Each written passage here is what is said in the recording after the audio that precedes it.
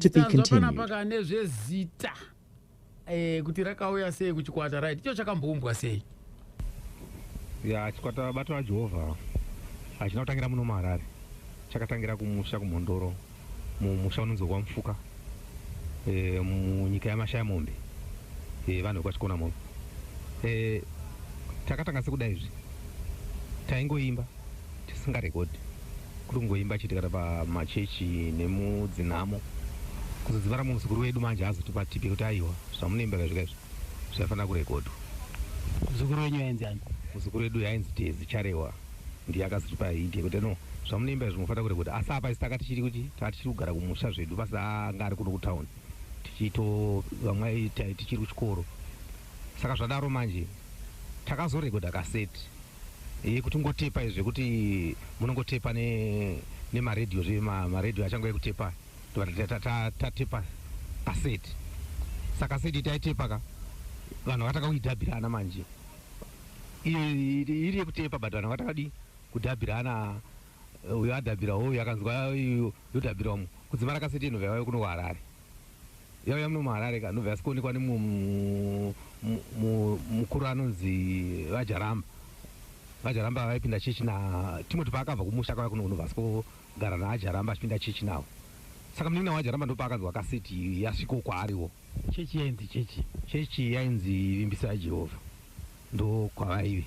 iri kupi? Yanga iri kupi papo? Ipapo yaive iri kuwadzana, ndokubva vadhabhira anzwa kaseti, ndobva akaenda akabva atsvaka information kuti vakaita kaseti idhana, ndobva auzwa kuti aiwa Ndana Magaya vakaita kaseti, ndokubva atitsvaga manje, ndobva atiwana Timoti ndo pakatanga kutitsvaga kuti vanhu vari kutakomana uyai munzwe murume uyu ane nyaya ainayo. Isusu ndo patakauya manje ndokuchiti tauya iye ndikuti vakomana ndakanzwa kaseti yenyu, saka ndafunga kuti tikazirekodha ka zvinogamuchirwa nevanhu, saka isi takangoti ho saka mavida kuti rekodha dzipi dzacho zvikanzi aiwa imi chindisemburirai dzimbo dzawinadzo. Saka isi yakaita 12 songs, saka pa 12 songs ka aingoti yese yatakuita aingoti iri right ndosaka first album ka rakaita 12 songs because yakashaka tobvisa ipi oisa dzipi.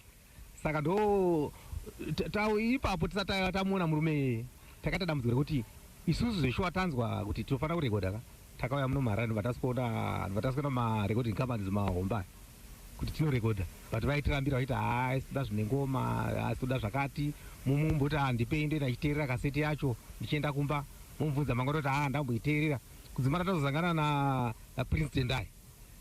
Prince Tendai akati aiwa munorekodha zvamunoda imimi, hapana anokubvunza, eni munorekodha inonzi third party ndeyekuti unorekodha zvaunoda music yako, iyo kana neshow yekuti inotengeswa ingatengeseke kuvanhu, worekodha wozvimaketera wega iwewe pasina recording company irikuti iri kukuitira izvozvo. Saka ipapo takashupika kuti tiwane mari kuti tinorekodha, paidiwa yechiri mari yedu paidiwa 18,000. Saka takatombopiwa mudhudhudhu nemumwe akatitengesai mudhudhudhu murekodhi. Ndiani akakupai mudhudhudhu? Akainzwa Bishop Jaramba ndokatipa mudhudhudhu, tikaedza kuti patakuendesa kuauction haungatenga mudhudhudhu uyo. Ndopatakaona DJ ainzi Munyaradzi Mabhosa aive kunational FM ichainzi Radio 4, akada kumboedza kuti batsirawo but zvakaramba, ndobva tangoregera kudzimara tazosangana newe wandikutaura nudzi Jaramba, ndo akazotitora ndobva taenda kustudio kwa Prince Tendai, ndobva takanawa kuine mukomana ainzi Kuda Henry Matimba aitaidza neBundu Boys, ndobva akatirekodha achitirekodha ne1 mic patakatanga that ingrini mweya mutsvene waMwari, ndokubva tarekodha album redu paya usiku, ndobva tapedza tikati tonzwa zvaita sei zvabuda zvekumixa kumaster anobva aita ega isisipo, ndobva tazonga kuti kaseti raita sei kaseti rabuda yanga iri 1999 manje apa angata 1999, ndobva tazonga kuti kaseti raita sei kaseti rabuda, ndobva takaenda kunotsvaga Jaramba uya aita mabasa ekutengesa mota ari kuviswa, ndobva takaenda ko ndobva tasiko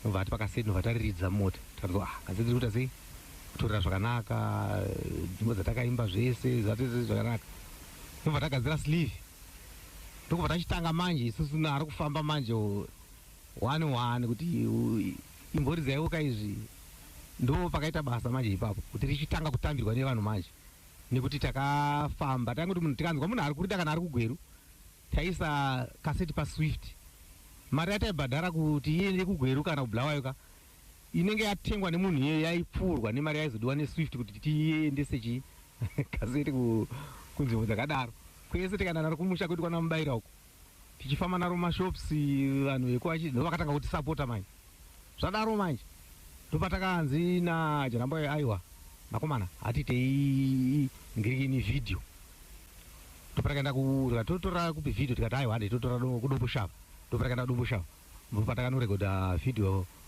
anoya chete ndinoya kumusha nditungamirire jehovha takadzirekodha one day mavhidhiyo ayo right vhidhiyo yaplayiwa manje pazetv manje tikaona dhimandi yakura every week inenge ichitopo ndokubva tatoona kuti hazvo zvadu zvautese zvakutofamba kasetirera hatichatofambira zvo zvekuti kufambira vanhu aiwa tangunoasiya kuofisi kwa Mr. Jaramba uko vanhu vachitouya ikoko vachitohodhera ikoko makasei tichaona Jembere ndakaberekwa kwaMutoko mugore ra1972 mumusic industry ndakapinda mushure mekunge paine mhuri yedu yekucheche kanga yashaika mutsaona yemotokari takaungana sekereke tikati tingabatsire sei nherera dzomukereke tikataurana kuti tigare pasi tirekodhe music yekuti tigona kuzobatsirawo nherera tigona kudziendesa kuchikoro chikonzero mari dzainetsa saka takaungana tiri sekereke tikazosara tavanhu vaisvika 13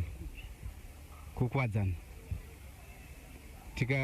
tasara tiri vanhu vanosvika 13 kereke yainzi Vimbiso yaJehovha mutungamiriri wayo wanoitwa Bishop Jaramba takabata taiti inini tichaona Jembere Wiseman Magaya Kumbulani Magaya Timothy Magaya Masimba Ndagurwa Edison Ndoro vaJaramba nadzimai wavo mai Chibwape baba Madzvamutse nemudzimai wavo kuzoita mumwe murume akazofa zvake but nemazuva hatina kuzobata naye nguva yakareba ona Samson Tawengwa nomwe murume ainzi Chinomwe but akazongofa hake hatina kuzokwanisa kurekodha naye asi ndo vanhu vatakatanga nawo chikwata chinonzi Vabati vaJehovha.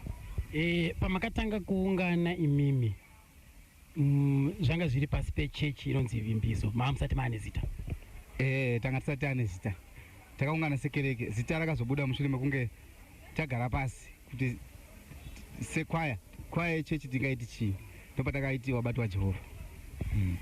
Right.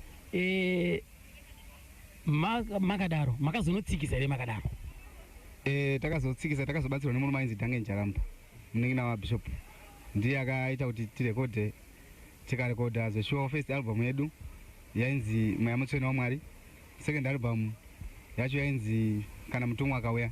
imimi mai player role party ipi apa ine ndairidza hosho dzatonzo paVabati vaJehovha ndedzenyu ndedzangu dzese. right. Ko ana mai Chibwape pakutanga kutsikisa kwenyu makatsikisa navo here pakutanga kutsikisa patakatanga kuimba hatina kutsikisa nawo mai Chibwape takaenda nawo kustudio first time second time hatina kuzodzokera nawo asi hatinonge tazorekodha patakaenda kustudio nawo. sei musina kurekodha namai Chibwape iwo wanga ari muchikwata wanga ari muchikwata chatisina kuzorekodha nawo ndechekuti iwo chikwata waida kurekodha but munongoziva kuti panenge pane vanhu vamwe vanotaura mashoko akasiyana ukanzi havagona kuimba ngatisiyanei nawo kusvika vakuru vati wala tingatimbosiyanei nawo ngatimboite zvatiri kuita saka makabva mausara muri varume mega mega vatasara tiri varume namai Jaramba mai Jaramba ndo takaenda nawo kustudio inorekodha first album iyoyo mafamba nayo Vabati vaJehovha.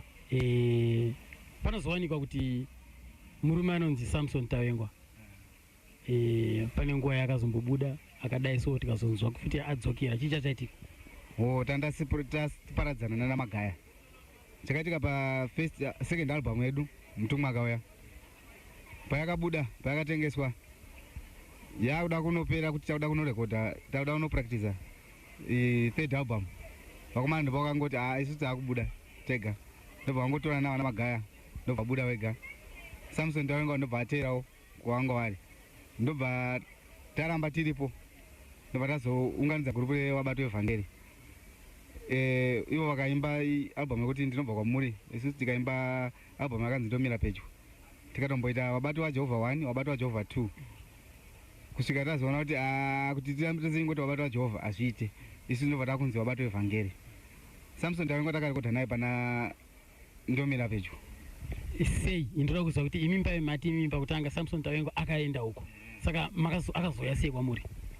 Samson Tavengo akazodzoka kwatiri mushure mekunge aona kuti paarika zvanga zvisina kuti kana kuti anga avhiringidzwa problem chaiye hana kunge aiona paakatisiya isusu, asi nekuda kwokuti chinangwa kuda ndofunga akatarisa chinangwa chaakanga atanga kupindira mugrupu redu, saka akazodzoka kuti aona kuti zvandasiya vamwe ava vari kuenda kupi. Chinangwa chiri cheyapa? Chinangwa chedu chaiva chekuti tichengete nherera dzemukereke medu. Saka zvanga zvisingachaitike mazuva acho patakaparadzana zvanga zvichiitika, asi patakaparadzana manje hazvina kuzombonhengerekena. Saka mukuru here kuti ndo zvakakonzesa kuti vanhu muparadzane, zvekuti mimi makatanga chechi mune donzvo rekuti muda kubatsira nherera yekuzodzimara mimi mari haichakwanisi kuenda kunherera kuye mukati bhita tichiparadzana? Kwete, nyaya yakaita kuti vanhu vaparadzani chayoka inyaya munoziva kuti panoungana vanhu hapashaya vamwe vanodawo mari. Wiseman ndiye akatanga kutaura kuti vakomana munhu wese this time afanirwa kuita imba. Saka pakataura masoko ekuti munhu wese anofanirwa wakaimba, kana pasina munhu awakirwa imba isusu takusiya chikwata. Saka vamwe vangoteedzawo izvozvo. Saka inini nokuona kuti ndakambosara inini naEdison Ndoro naMasimba naGurwa pane vamwe wese, tikasara tikatoita sei ndopatakazotsvaga nafonera futi ana mai Chibwape kuti vaitidzoke tiite gurupu redu vakomana waita sei vachakuimba nesu, ndobva tangokondecha kuti chida. Saka Samson paakakwenya akadzokera futi kumamuita. Samson paakauya kweduka akauya ndobva adzokera futi akashedzwa futi nevakomana nana Magai. Sei vaimushedza? Vaimushedza because Samson munhu anoimba, munhu ane chipo chokuti kana akaimba anogona kusumudza ruzhinji. Saka ivo kuda vakaona kuti isusu hapana angagona kutibatsira kuti kana tasvika tonzi wabati waJehovha chaivo, because zvakare vanhu vaizomuziva kuti akaimba anosvika ipapo panzi dimbirei anouya chete, sezvo muri mabati waJehovha pamwe pashaya anoimba, kana mutumwa akauya pamwe papo pashaya anoimba, saka vakaramba vachimuti ngadzoke kuchikwata.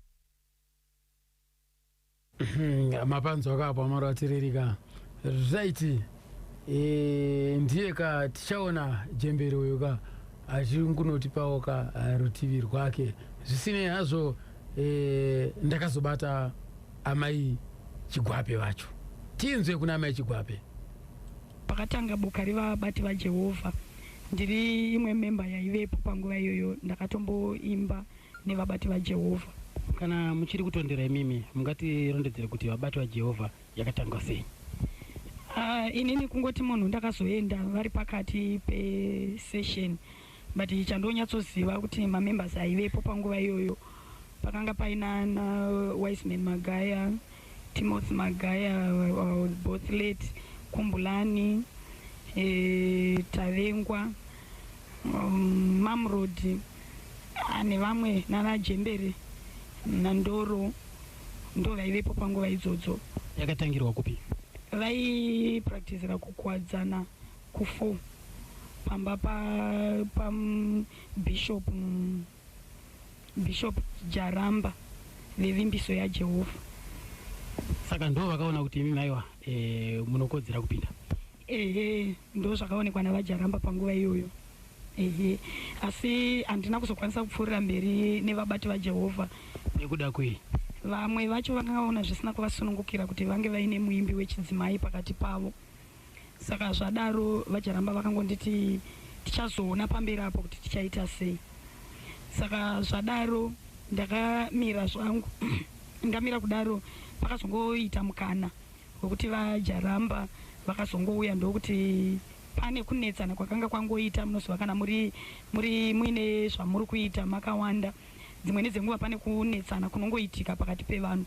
Saka ndo zvinofanira kunge zvakaitika pakati paJaramba neboka revabati vaJehovha, bva vaita sekupatsana. Saka vadaro ndo pavakachizoya Jaramba vachiti vakaita meeting naChibwape ndokuti ndanga ndichikumbirawo amai kuti dai vauya taona kuti toita sei nenyaya dzemusic. Saka ndakazvigamuchirawo semunhu zvanga zvagara zvingorimo. Ndobva vauya vakataura. Saka vakati ngatichitsvagai vanhu vekuti tikwanise kuita boka navo. Saka munhu wekutanga wandakaaprocha ihanzvadzi yangu Joan Karonga. Ndokubva tazotanga kupinda tichikwanisa kuti titsvake vamwe vakazoumba chikwata chinonzi vabati vevhangeri. makanzwakapo amai Chibwape vanoimba chaizvo, vakaimba nechikwata chevabati vevhangeri, ndofunga munovaziva, ndo vekuimba kambo aka. Mwanangu okani mirayiro ya baba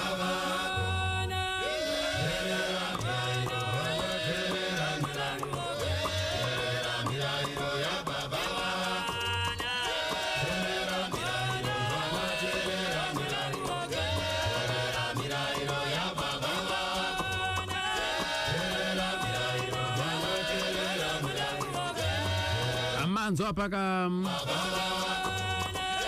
kuti anzizo chinangwa chechikwata yanga iri kuti vachengetedze mhuri dzakashaya, vana vemhuri dzakashaya vabetsere. Zvatsinirwa zvakare natichaona Jembere kuti ndo zvacho zvinenge zvimwe zvakakonzeresa kuti hanzi wise akauya achita vakomana kangatitengeranai dzimba anataengwa kati aiwa kaingwa nedonzo rindire kuti tichengete nherera idzi, zikanzi aiwa munhu wese imba majaira udongogara mumatangwena muchiroja. Vakomana vakati aiwa kana zvakadaro pfungwa dzacho aiwa dzapesana, ndokanzi ndo split yekutanga iyo. Regai tinzwe panapa. Ndakataura nemudzimai amai Mushakabvu Timothy Magwaya. Regai tivanzwe panofanira kuti kudii.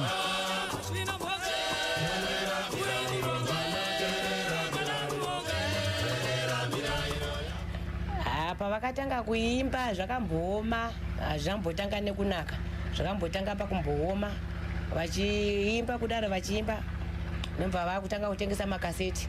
Isu vakadzi vacho tichigadzira masirivhi, taitorwa nevarume vedu vanzi imi igadzira masirivhi. Varume vaiti patogadzira masirivhi aya ekuisa mumakaseti, vofamba vachitengesa, vachiita zvekufamba vachitengesa zvaizvo, vachitengesera vanhu, vachitengerwa ndopatakati vabva vatanga kuti izvo hatisi kupanana mari yekuti tingadye, zvambotanga kupanana mari dzekuti timboita maraundi ekutenga mudziyo. Nobva vatanga kwaWiseman, vabatanidza mari yabva vatengera Wiseman masofa, nobva varaundana vese, hapana angasina masofa. Vadzi izvo tikapedza kutengerawo ndokutanga kwatakaita. Vapedza kutenga masofa vapinda pama-TV, mwene mwe vatengerwa TV ndomatangira vakaita. Vatoda kutanga property, mwene mwe tichitengera kudaro ndomatangira vakaita. Vachishiyana kuti mari tokuti tidye, asi chavaitanga atanga taita mudziyo. Zvinhu zvedu zvaingofanana, vaingotenga zvinhu zvakafanana. Ukatengerwa masofa iwe waingotsvaga type yemasofa yauri kuda, wena utengerwa iwayo, uyo uchago wake. Vakaraundana vopinda imwe raundi kuti takutenga chakati, voraundana futi vopedzana, vachingodaro. Maivatsigira basa ravo. Aiwa, basa ravo taivatsigira.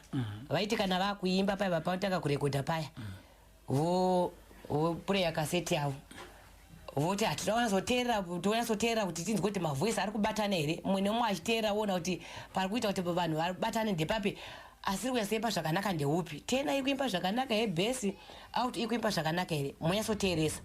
Saka isi vakadzi ndo basa rataiudzwa here kuteerera iroro pakuimba kwa iyo vainorekodha voya nekaseti yoridzwa. Isu pane pavhiringa zvatoti bhesi rinenge rakaleka, bhesi ngaaita achisimudza mbichana, akanyanya kudzikira, bhesi rakadzikira ngaasimudze. Kana iri tena isiri kunyasobuda zvakanaka, tota pakati hapasi kubuda zvakanaka, imbomira kunorekodha. Vakomana vaitanga wangoimba vachiita zvekutepa zvazviya. Kana mavhoisi avazi vasobata tozotenda kustudio manje munorekodha izvi zvaanani. Ipapo ndo pakati aiwa vakadzi munenge makangwara, munenge mutoziva zvamuri kuita. Pese paunotanga kutoimba vaitanga vaimba iri kaseti, totanga kuteerera tiri pamwe chete. Kana isati yanyasobuda toti aiwa apa pakadai hapana, vogadzirisa ipapo, votiridzira voti ko apa paita sei, totati aiwa izvo pasarira pakati, votanga kudai. Vakazongoenda kustudio vaitongonobuda ka1, votonoridza zvotonobuda zvakanaka, vototanga kutofarirwa music yavo. Hapana patingati sisu makamboimba wemimi madzimai yacho. aiso madzimai hapana patakamboenda. Vainyora vaikomboza sei nziyo dzavo kuti haiko zvinezvi akuda kugadzira kambo murume aikomboza sei aizvifambisa sei aita sei? Vaishandisa yimbuku. Saka yimbuku ndo yavaishandisa yavo yekuchechi. Kana vaona song yavari kuda zhinji dzavo ndidzemuyimbuku. Asi vaizodziimba neimwe nzira havaitora zvese imomo vaingotora kaguideline chete. Kana vozowedzera vaizowedzerera asi itsong yemuyimbuku vaitonyora vakainyora vonyora voti apa panofanwa kuti wopasunudza sei asi rwiyo rwekuti riripo tsime iyai handiti iri muimbuku but maimbiro acho ndopavaizosiyanisa kuti vozvimwisa zvakaita vogadzira chuni vodii asi ari masongo emuimbuku.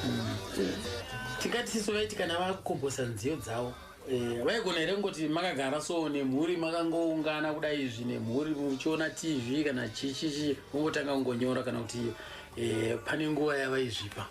Aiwa vaizvipa nguva seizvozvo izvi handiti muri kuona kuti tiri kutaura saka zvakafanana neizvozvo vaiti kana vichisangana kuti vari kuda kuita izvozvo taitovharavhara mahwinde because kana vakutanga paiimbwa zvokuti noise vanhu vaimira vese kuti mira chakuchakuziva kuti pane zvirikuitika sevanhu vanga vakuziva kuti vakomana veapa vanoimba ndo vabati vajehovha vakangotanga ngoimba chete vanhu vaitomira vaitoteerera vachikuda kuenda kwavari kuda kuenda vaitomira munzira kusvikira vapedza.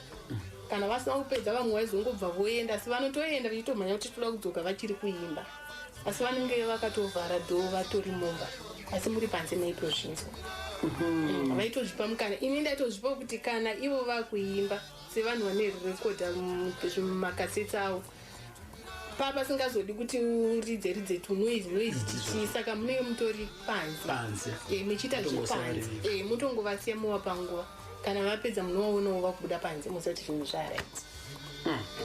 aiwa zvinofadza chose. Right, takafamba navo vakomana vakakurumbira pane pamwe pakatozomuenda vakanopuhwa mubayiro paipai maiveko here pai kumawadzi makaendawo? Sure. Ndakaenda ndofunga kana ukanaita katuchi. Mainzwa sei pavaipuhwa mubayiro? Ndaifara kupururidzira nekutotamba chaiko. Ipapo pavaienda ndofunga ndakaenda katu but nguva zhinji dzimwe dzinoti vakapiwa mawadzi anenge akati one day ndaisara ndiri kumba izvo zvichibuda patv nebasa rangu ndasara ndairekodha kuti ivo vazoya voona kuti vaifamba sei pastage mamuchine mufaro wakaita sei maifanirwa kuita sei apa kana mukatedza kutambira maifanirwa kuti mudaiwo zvinhu aipapovini kuti zvinyatsoita apa makangozonotora trofi musina kudai saka zvinhu izvo zvese vangu vasingatombozivi kuti musi wekutanga vakazongona ndakutongoplaya vakati wazvifunga sei ndikati andati muzozviona nekuti apa hamusi kuzviona zvamanichita saka ni tarisai zvamanichita izvi saka kureva kuti vakazoenda vachikorekta kuburikidza nekuvatsiura kwamavi aita ipapo. Waingotoona kutoti kana uri pastage unongomhanya uenda kunotora aiwa atoti kwewo wangoda kuti ndiite sera ndikati hapana zvamamboita asi vamwe tesemoneka munofanirwa kuona kuti atanga kuenda anosvika sei atambira sei movha maunoti speech yenyu yakamira sei akati saka inini ndagona here ndikati aiwa magona ndobva ndatotanga kuombera maoko ndikati saka mamuri mubasa zvainakidza mazuva acho. aiwa ndizvo.